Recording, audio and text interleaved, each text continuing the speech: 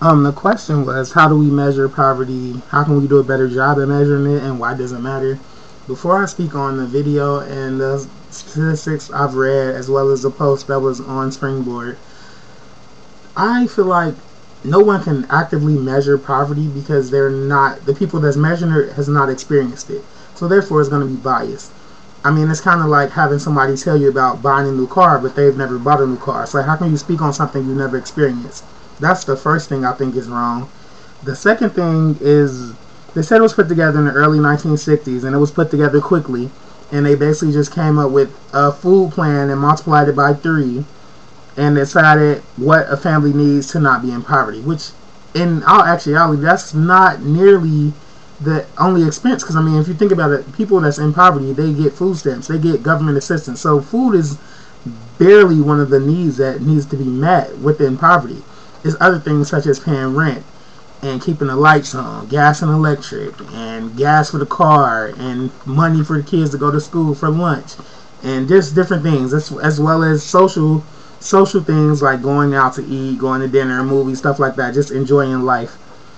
The poverty experts on the panel, they came up with that, and they said the poverty percentage for a black woman is the second highest for single mothers, and that kind of spoke out to me because I feel like most black women are single mothers, and I don't understand why or how, but I think it's leaning more towards the fact of people not being raised properly. Also, a lot of people don't like to take responsibility, because I mean, it's far more black men who graduate in college than it is in jail. However, they're not doing what they're supposed to be doing.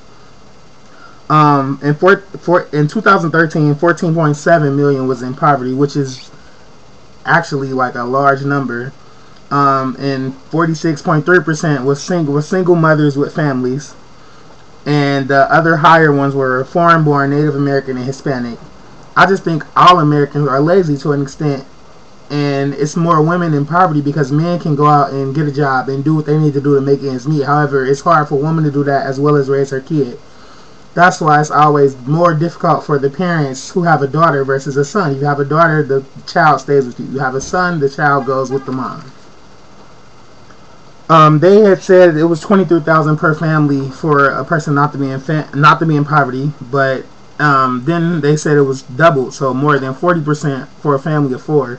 That's kind of funny because last year I made close to $30,000, and it's just me, and I think I struggle, maybe not, but if I had to say it, I would say I'm in poverty. They did mention things like the school lunch program, the energy program, which helps those in poverty.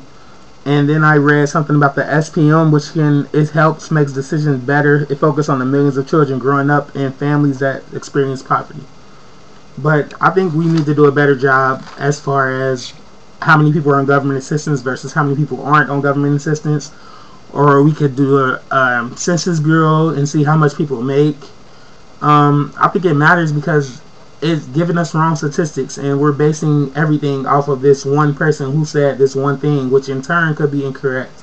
And so I think it should be revamped.